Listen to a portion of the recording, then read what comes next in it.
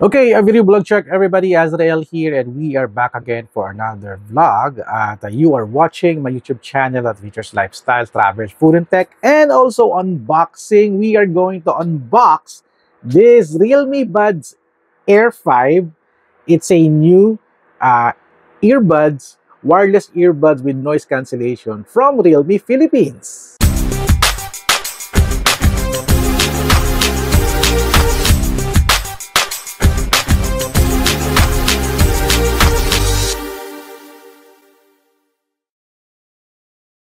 Okay, meron tayong bagong earbuds from Realme Philippines. No? Ang maganda rito, no, meron siyang noise active cancellation technology feature, which is I'm very a fan of it. Dahil nakapag-try ako last year ng mga noise cancellation ng earbuds, talagang life-changing siya. I'm very excited to try this at palitan ko na yung aking lumang earbuds. I'm going to use this na for the rest of the year hanggang next year.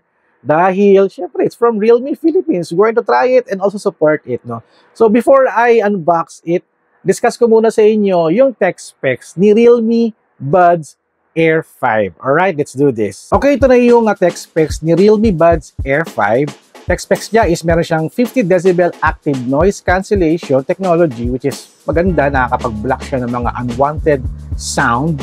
At meron siyang 12.4mm large audio driver. At meron siyang 45 millisecond na super low latency, which is good for movies at gaming. Walang delay yung kanyang audio.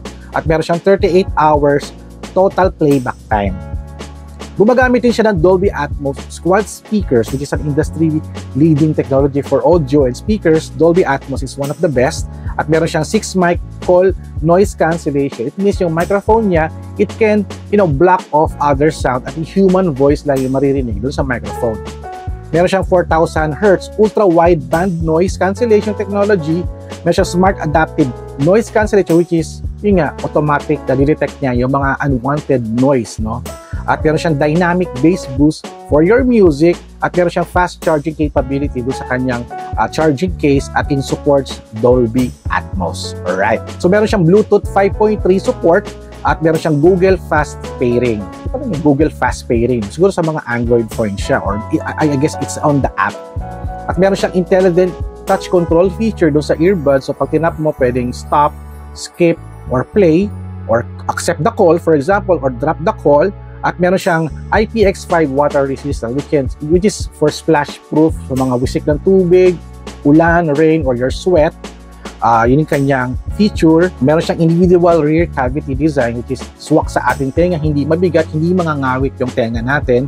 At meron siyang a Realme Link app to personalize the Buds Air 5. So nag-install na ako ng Realme Link, eto na siya, para ma-personalize ko yung features ng Realme Buds Air 5. For the charging case, it can charge up to 2 hours. Pero pag yung earbuds nasa charging case, it can charge up to 1 hours naman. So gumagamit siya ng USB Type-C interface, kaya meron din siyang fast charging capability. For the colors, available siya in Deep Sea Blue and Arctic White. At ang nakuha kong color is Deep Sea Blue. Ayan, check natin ito mamaya. For the SRP niya is 3,499. Napakamura niya, no? Kasi yung mga ibang earbuds na na-encounter ko, nasa 15,000 yung starting. Ito napakamura, 3,499. It is available in Realme Store sa mga mall at saka sa mga official store ni Realme sa Lazada and Shopee. 3,499.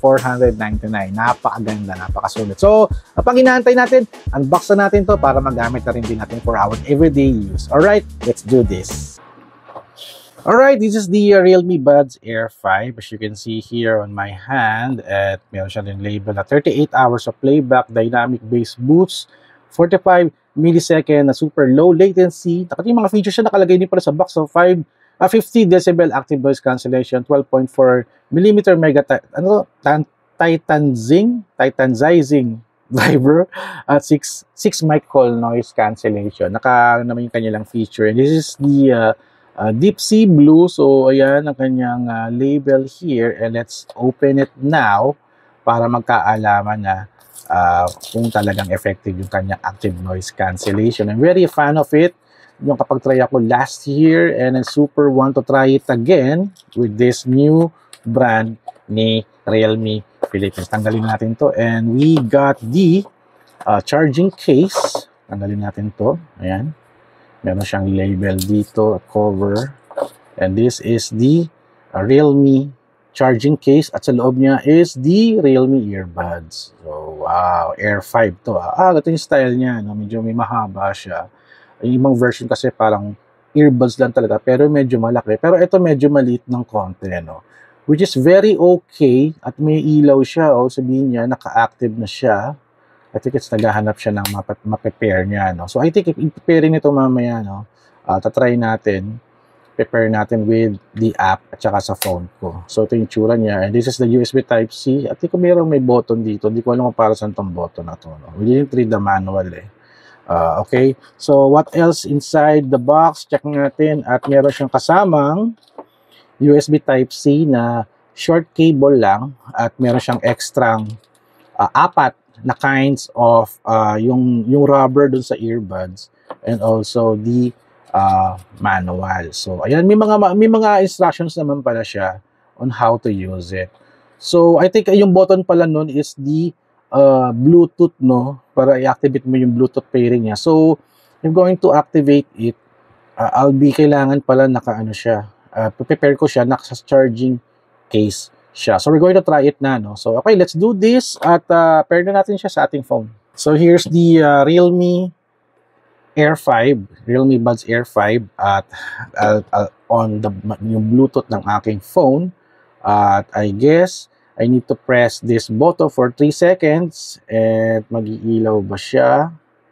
Kailangan pala naka-open. Open pala natin to. At let's press this for 3 seconds. Ayun, nagkulay white. Ayan, nag-connect na rin din kaagad siya. Grabe ang bilis naman ito sa phone ko. So, I'll press connect. Wow, ang galing ha, nag-connect kaagad siya. Baby, baka gawa ng app na Realme Link kasi inon ko na yung Realme Link eh. So, it's now connecting and device is now connected. Ayan na, Azrael's Realme Buds Air 5. Nakaano na rin kaagad sa akin. So, I need to go to the Realme Link. At I think we can see here, no? Hindi. Bakit Air 5 yung naklik ko? Dapat Air 5. Ayan, Realme Buds Air 5. So, ito na. So, dito, naka-off yung noise cancelling. So, I can do is switch to noise cancellation or transparency. Transparency kasi is maririnig mo yung sound sa labas and also some of the your music, no? So, okay. Dynamic bass is off. Turn on natin yan. Taasan natin to level -5. Ano ba to? -2.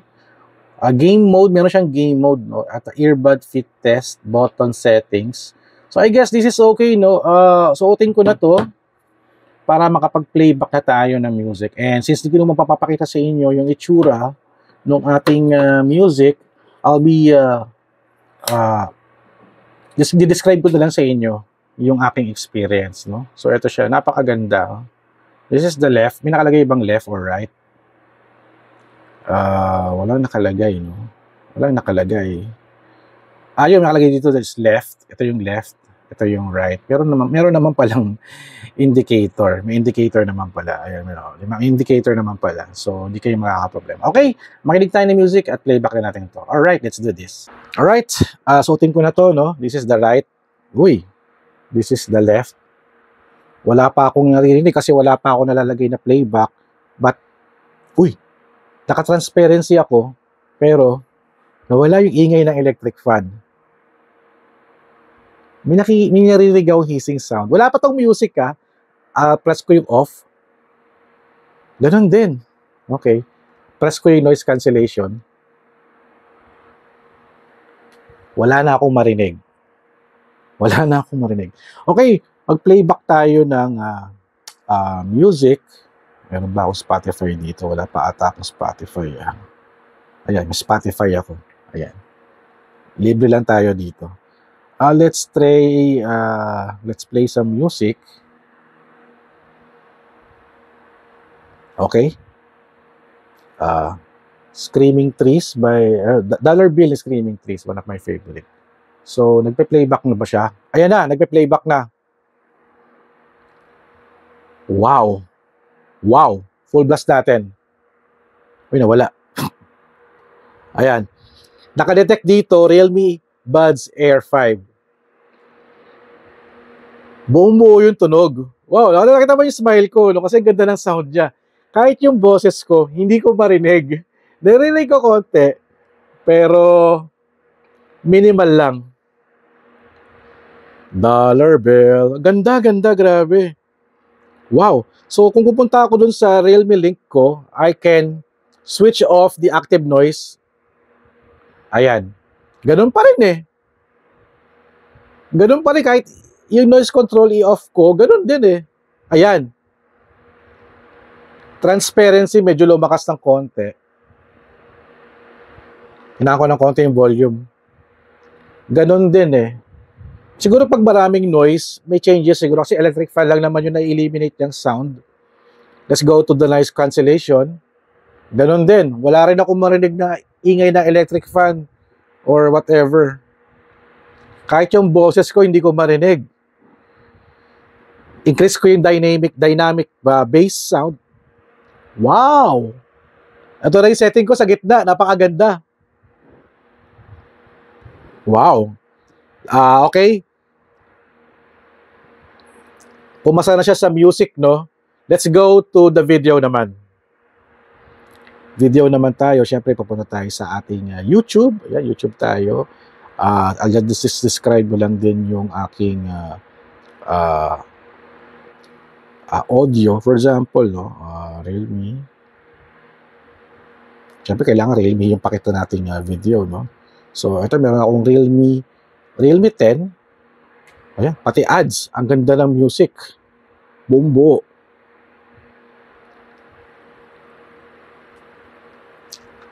At wala siyang delay. Yung sync ng audio, sync na sync dun sa video. Okay, okay siya. Effective, ha? So, ayun, yung ating testing at review with the Realme Buds Air 5. At gano'n pa ng totoo eh. Madumi yung aking tenga. At grabe, super okay siya, no? Yung sa Spotify pa yan, yung sa streaming trees na music, no? Buong buo yung sound niya. Oh my God.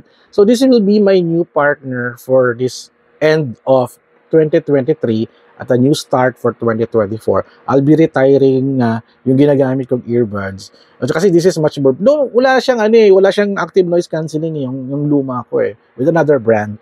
But this one sa Realme, I'm super happy with it. Dahil, yun nga, for a price of 3,499, meron ka ng earbuds na may active noise cancellation technology, which is super ganda. Alright, so that's it guys for our video. And this is my unboxing and testing of the Realme Buds Air 5 from Realme Philippines. So maraming salamat kay Realme Philippines for this, for the new partnership with a new PR, of course. So yun, thank you guys for watching.